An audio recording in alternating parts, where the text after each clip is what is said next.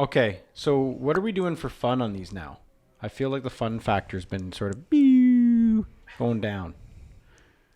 We had the Wayne's World. We had a couple good ones. We had Drake. We had Raptors. What about like a McDavid Riley situation? Should we do that because it's topical somehow?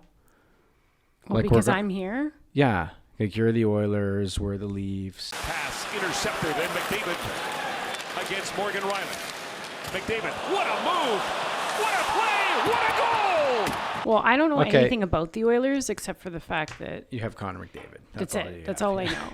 So. Wow.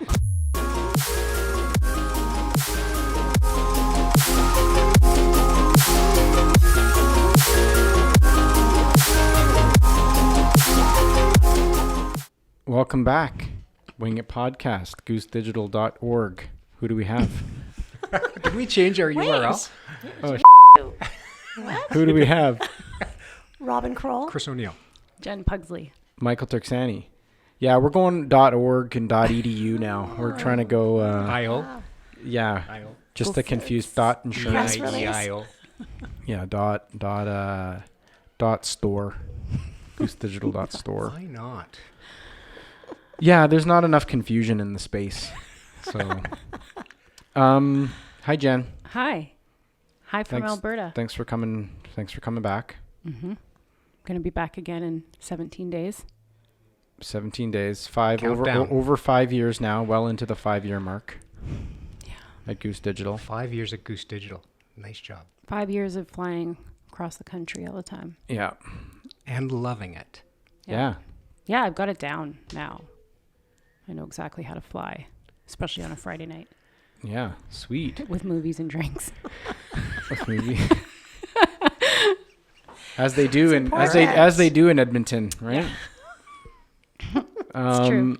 So because Jen's here, we thought we'd squeeze another insurance one in, Yeah. right? Because it's She's our SME. she's our SME, subject matter expert. Mm-hmm. You guys are now too. Yeah. Getting there. Basically. Getting there. So you wanted to talk about customer marketing. Mm-hmm.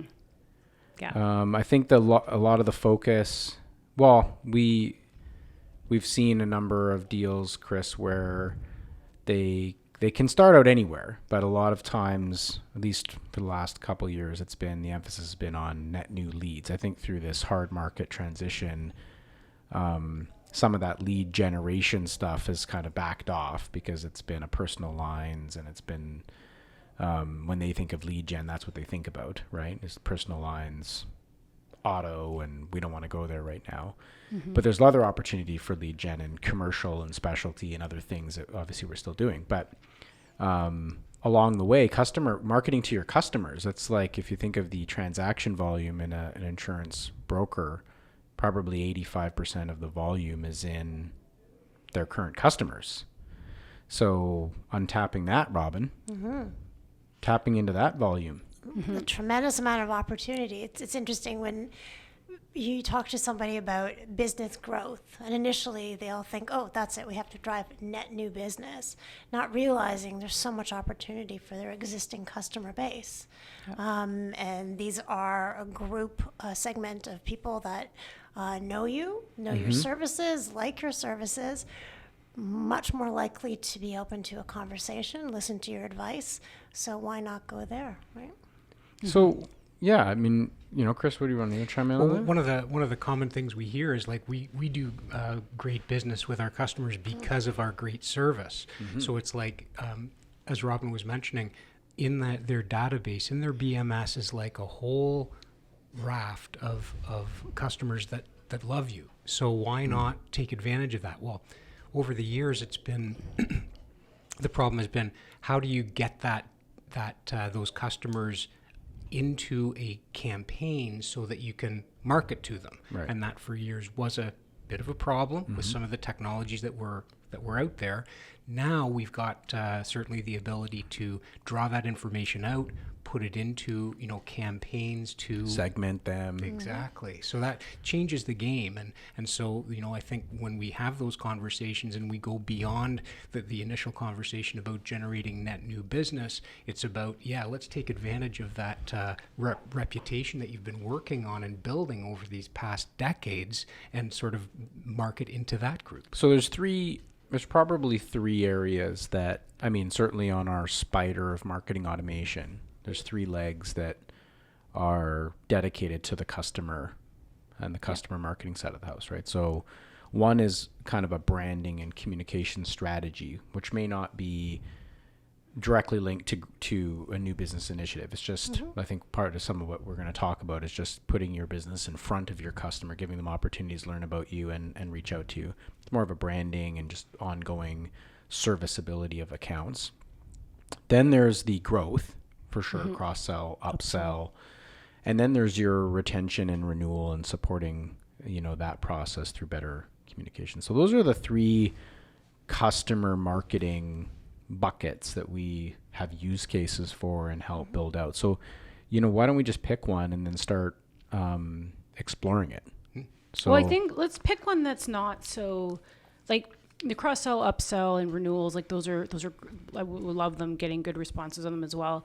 But even something just like the critical bulletin, I think is totally underused. Policy, or sometimes they call it policy alert, right? So critical updates, your area, flooding zone, weather related, or seasonality things. Sure, you can put, sometimes we see our customers put roll in critical bulletin information into your newsletter, but that's really not the point. You can do that for something that's predictable. But for example, this weekend we've deployed several, I guess you guys are getting some crazy storm here tomorrow.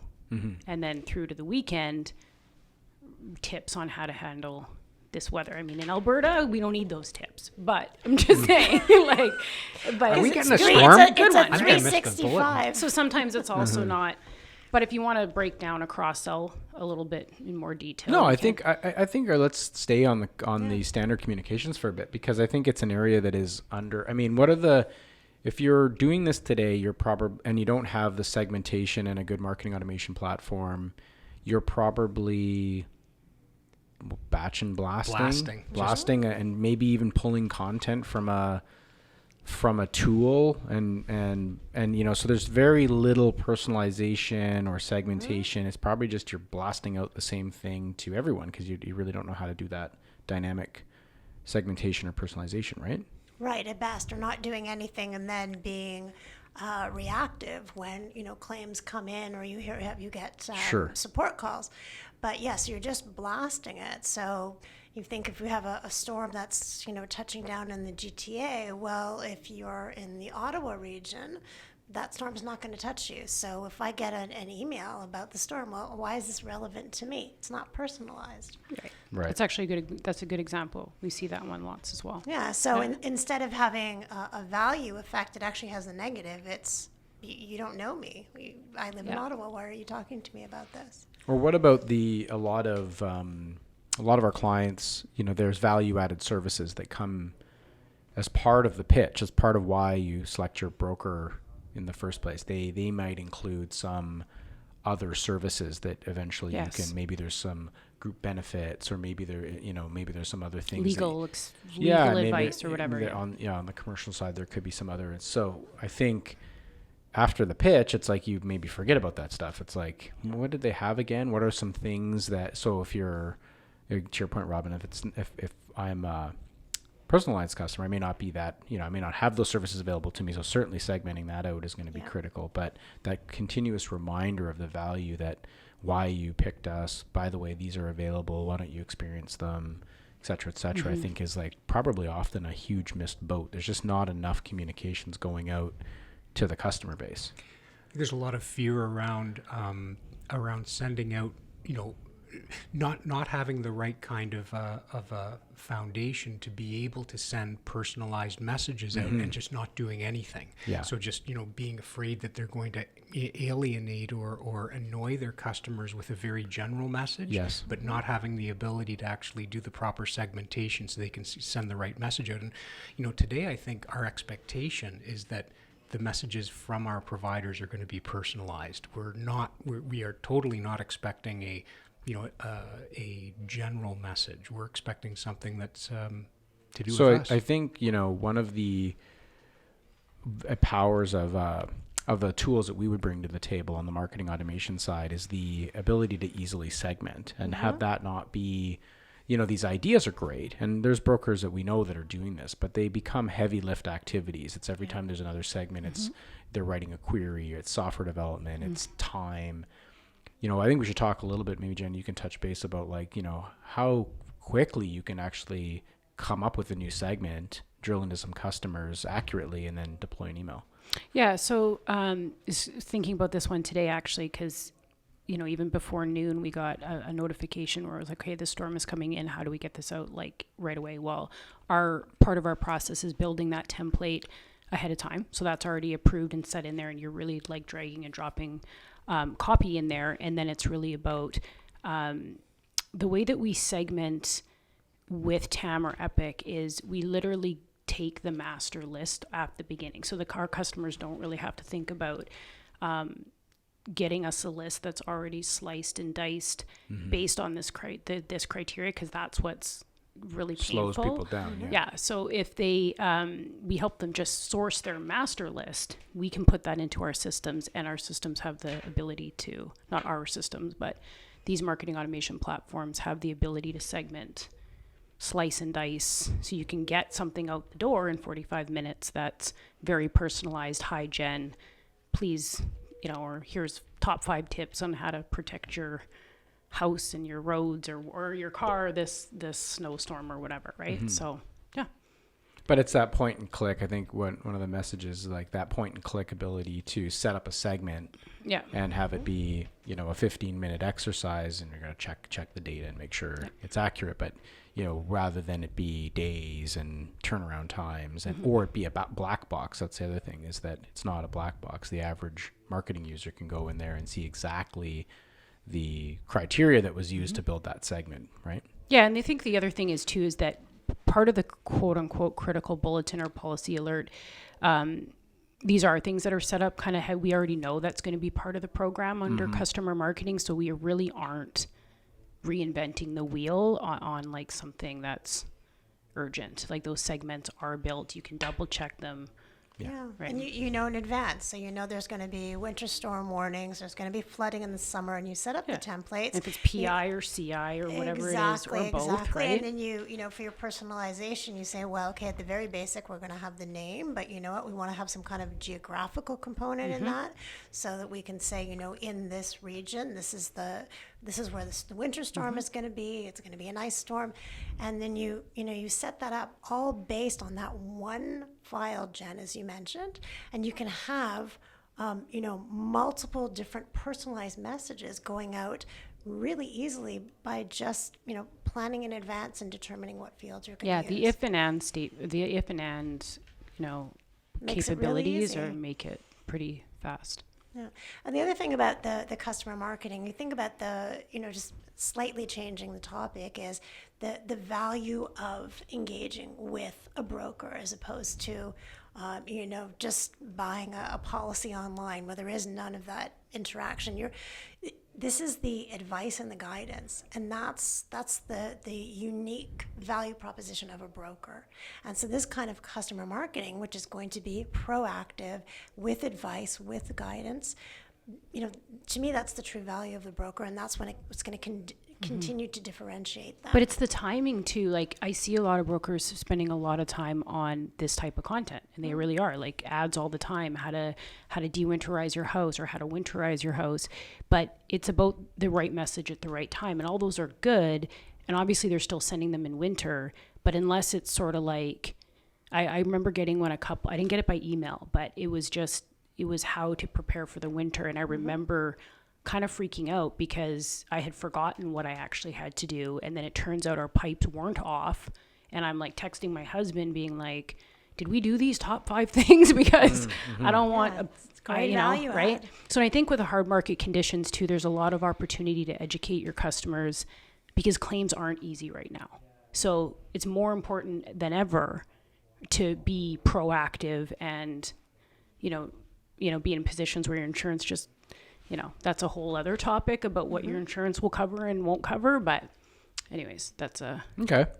So, I mean, I think the, what we're trying to, I think this in 2020, because we've been hearing more and more customers in our pipeline that have moved beyond a basic, they're doing some customer marketing. Now they may be using a little bit more than a MailChimp in order to pull that off. They might actually have a slightly more powerful tool, but they are still not in marketing automation. They're still a step away from a platform that gives them, to your point, Robin, that engagement tracking and the ability to really measure the impact of this stuff. It's not just deploy the email. It's actually to develop a conversation, the ability to click buttons in an email and score what is occurring within your customer base. That's sort of the more advanced level marketing automation that we're hearing more and more people are now ready to adopt.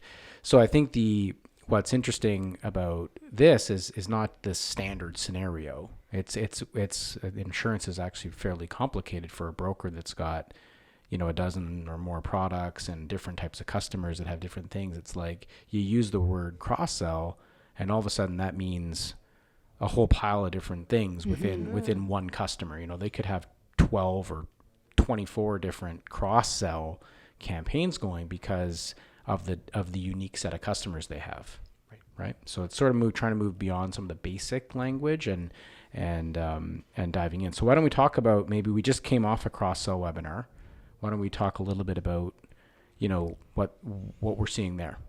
Jen, you want to? You read that so we've been down that. So I mean, it kind of started off of why cross-sell, like why to try to automate or use a technology platform to help that process. And I think it's, kind of going back to these brokers or CSRs and producers and account managers, like they're super busy. Like they're totally in reactive mode versus being proactive, right?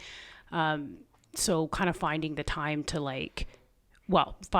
go through your monoline customers and then try to call every one of them and ask if they want to, get the property.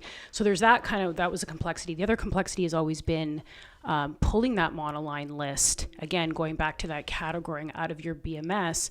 It isn't an easy thing for a lot of brokers. Some brokers have no problem with it, but, can be challenging. So, so we've built a series of cross-sells, usually for the monoline auto, to cross-sell the property. You can do it any which way you want. There's several different kinds of cross-sells, but speaking about this one, you wouldn't want to do property to auto right now because the market is so hard on auto. People aren't really chasing auto business, but we've seen it goes out to everyone who has auto that doesn't have a tenant, condo, or homeowner, so the main dwelling.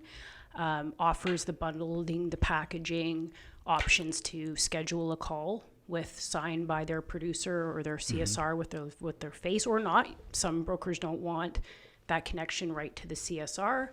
The responses have been anywhere from 60 plus open rate to 30-ish click-through rate. You send you can set up a very easy automated program that sends your reminder to all non-openers. So that's like getting another traction level in. Yeah. So then after that, the reporting, your broker principal or your manager actually gets a list of who responded, who were all of our openers, who responded, and when we say responded, like that would show interest on that click. Yeah. And then who also requested somebody call me back, please. Yeah. Right. So if you sign up one of those, average homeowners policy, I don't know about here, but in Alberta it's 4,000. Some pretty good ROI on one email campaign. Yeah. I think that non-openers is a really good point, Jen, because the assumption that you send out one message, well, if they don't, if they don't engage, they're not interested, right? We have so many things coming in the inbox that, and I'm trying to remember what the stat is, but sometimes you need to get anywhere between 3 to 7 opportunities to engage before someone's actually going to actually click in, right? So it's not just one message. Right. So being able to automatically, right? So not manually finding out who those non-openers are, and get a second message out there where you might have very similar content, but you're going to have a different subject line. Really easy to do on a marketing automation platform. And then, maybe this subject line is a little bit more relevant to that second group of people, and you give them that opportunity, and maybe even do a third one. But the beauty of that is that you're automating all of that, and you're maximizing your opportunities to engage with these people who really are in the market for the product that you're cross-selling. Well, and even we did a commercial cross-sell. It was phenomenal for cyber. So it was all of these businesses, right? The cyber cross-sell, and that was introducing cyber insurance to their mid-market businesses. And these producers literally got lists of, even if it was 7 or 10 company, they're companies that said, yes, please call me, let's schedule a call. I mean, then you start to see the how valuable customer marketing can be on your bottom line, like on your targets. Absolutely. And some of the instances we talk about cross-sell, what I've heard several times is, well, every single phone call that we have with a client, we're talking about cross-sell. So we don't need this automated campaign. Well, that's relying a lot on the fact that on the phone call that you're actually getting through on the phone call, and that message is getting through, and you're relying on the fact that these are not all going to be senior level producers. Maybe they're CSRs, so maybe they don't have the right message. Whereas if you have that consistent message in an email, you're ensuring that you're getting that. And again, in this this cyber example, when we built out the strategy, one of the things they said to us is that they were having a really, really hard time getting through in that first communication, even with businesses that they knew absolutely needed cyber coverage. And so this has been a really great success. Well, it goes back to your point about being a CSR and not actually, because it is a sales tactic. It's a bit different when it's home and you're basically upselling the auto. Totally different scenario when it's even a smaller business like $6,000 or $7,000 business, right? It is a sales. You're asking for something else, right?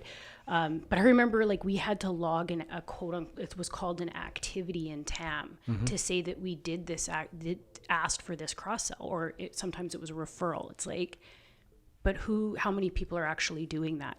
This way a principal can see, no, wait a second, this is exactly how many people requested us for a callback. These are who is interested, and you're not really relying on somebody to put a manual. And I don't think it's I don't think it's necessarily one or the other. I think these things work together. Yeah. It's a convenience, it's a service, it's a service, customer service tool. So if you respond via email, there's no harm in that. If you happen to respond over the phone, well, that's great too. I don't see now. We have all the suppression capabilities to be able to pull people out if they've already responded. So, I think, it's a tough argument to say, well, we're just not going to do that. I mean, unless you're able to get 100% phone coverage within you have a small book and you're able to just call everybody every couple months and you for sure you're covered.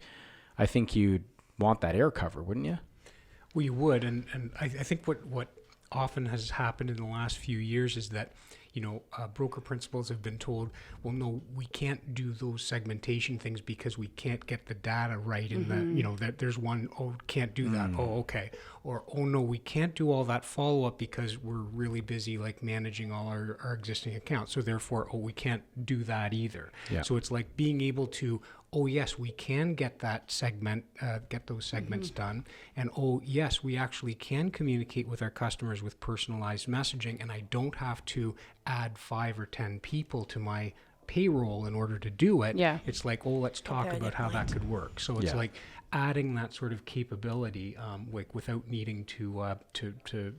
But I think it's like any other, with a market like insurance where they're fairly new to the game in digital, but adopting it very fast.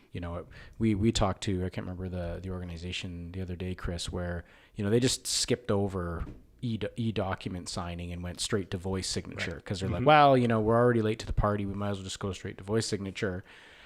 So we are definitely seeing like a major acceleration. But with that, there's still, very much the first couple of years of doing this stuff. So when, not unlike when we would say the word digital meant quote and bind personal lines online, that's what the word digital meant to these people. A cross-sell campaign or how to best leverage email or other marketing automation alongside your sales tactics, there's still there's still this assumptions that they have. Well, what does that mean? Oh, I'm not going to be able to do this, or I'm going to do that. So there's still a big education phase that we're kind of having to unwind thinking and say, wow, that's what you thought a cross sell was, or that's what you thought that it would do. Well, let us help you understand actually what's possible, or you don't have to worry about doing that segmentation, and you can safely do that without pissing your clients off. But many of them just have a certain way of interpreting what that is to them, and that's why. Well, maybe that's too because they've tried. Some have tried in certain other scenarios, and maybe they did piss all their clients off on an occasion. And that's what they know now, right? So I think it's just a cautionary. I think for customers listening, or brokers, or insurers, or whoever that are in that business, is just to sort of always be challenging your assumptions with what you think these things are, right?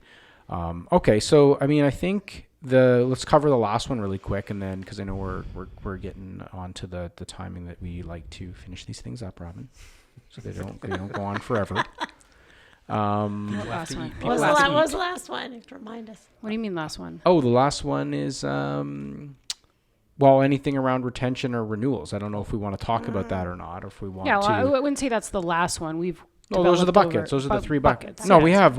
There's 27, or I can't even remember how many use cases. We have tons of them, but rolled up to three. I mean, just the categories. The renewals are going well, though that's a heavier segmentation exercise, but still it's using that same master list, so it's not. You're not having to slice and dice that one. The personal lines one is good because even though it's automatic renewal. On personal lines, or most of it anyways, you're still getting in front of your customer, so you're touching base with them, right? That's what the use case is meant to do.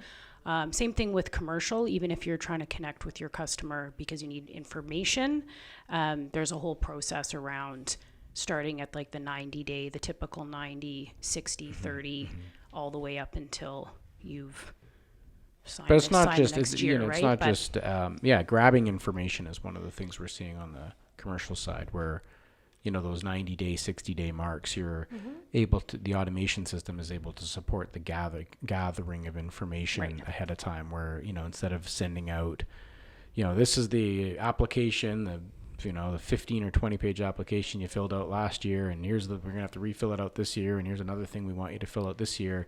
And that's the first thing that goes out at 90 days. You're just overwhelmed. You're just like, well, I guess I'll just leave this in my inbox and not do anything with it, and I'll wait till the bitter end because that's so much work. Whereas the system allows us to ask 4 or 5 of the most critical questions right away, gather that in, and then allows the back end team within the brokerage to sort of start the process of getting going. And so we're seeing more traction or more interest in that area to take some load off. Yeah, and I think like in the mid-market to large commercial space, that's another good thing about the segmentation in the system, is that there's a lot of accounts that you can suppress in that kind of maybe you don't want to go out the gate and all you want to do is book the meeting. All you want to do is let's get it in the door, let's get it in the calendar, right? Let's do our golf thing, whatever we're doing. But I don't, you know what I mean? So there's so much flexibility in the segmentation that you can exclude certain your top 20. You're not, and that's what I mean by, we got to be really careful when we talk about these things. It's not, a one size fits all, and it's going to be every single one. Like we know there's program business. We know there's sort of more general business. There's going to be